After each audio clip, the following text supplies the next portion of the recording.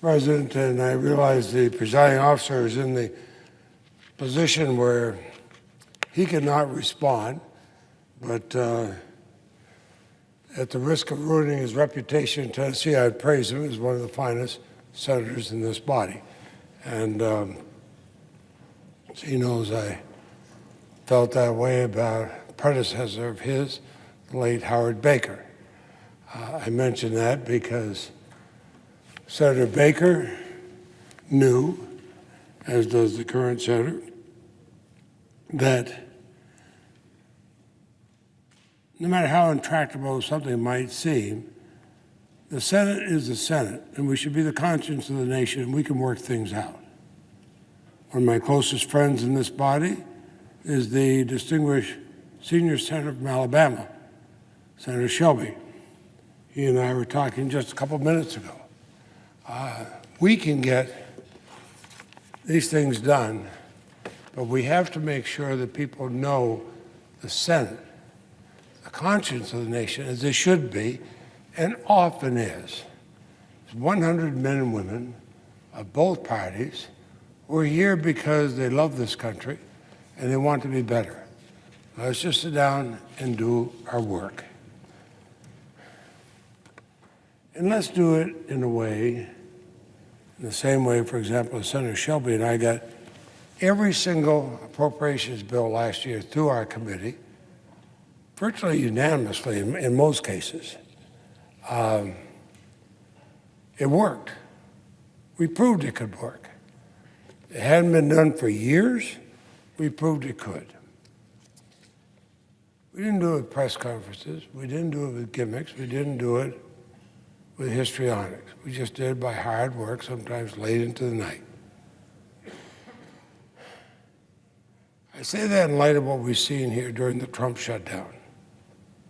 For 35 days, President Trump robbed hundreds of thousands of American families of their paychecks, forcing dedicated public servants, professionals, to turn to food banks and unemployment benefits to feed and support their families.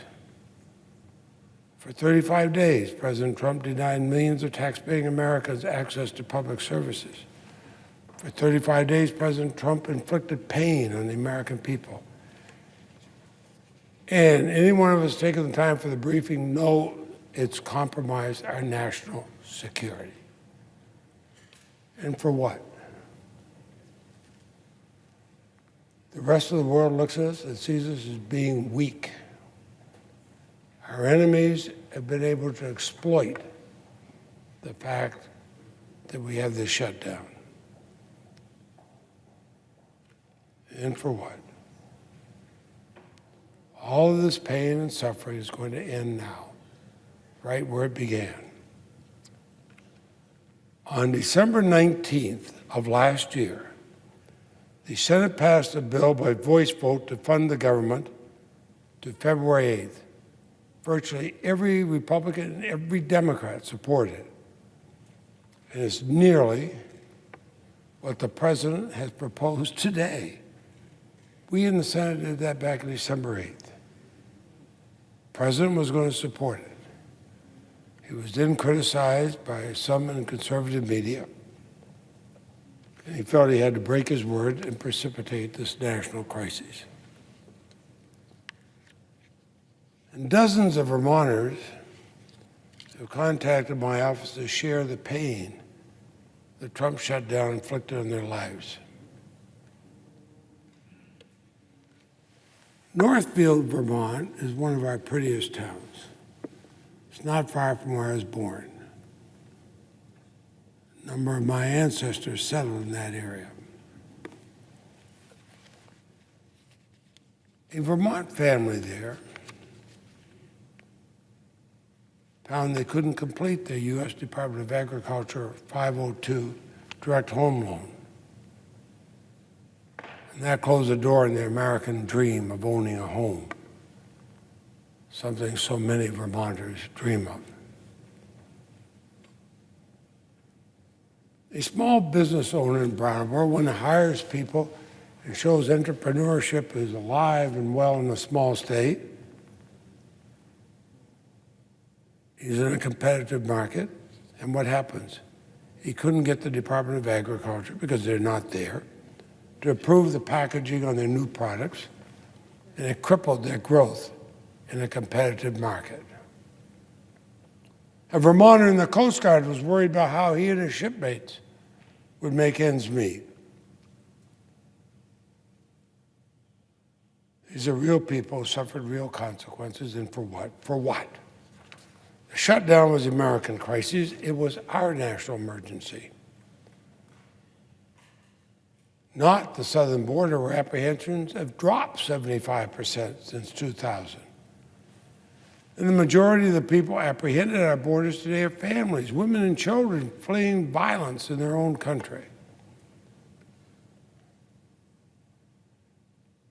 In this great country that we're all proud to serve, the Trump shutdown should never have happened. It never should have dragged on for 35 days. I hope the president is learning that Congress is a co-equal branch of government. The American people are not pawns to be played with for political games. I told Chairman Shelby I'll continue my bipartisan work with him to make responsible investments in the American people and border security. And I pray President Trump does not repeat this national embarrassment. I'm proud to be an American. I'm proud to be a United States Senator, the body that should be the conscience of the nation. But I see how people are laughing at our country around the world when the most powerful nation on earth is being crippled because of a whim and a tweet. That's not the America I know and love.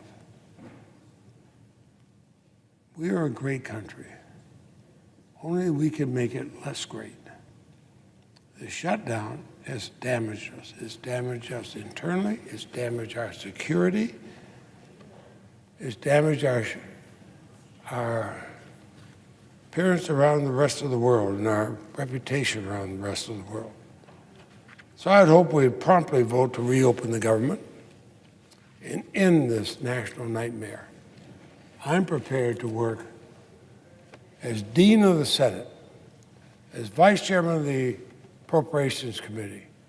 I'm willing to work with my colleagues, both Democrats and Republicans, to make sure this foolish escapade doesn't happen again. President, I see other senators on the floor, and I'll yield the floor.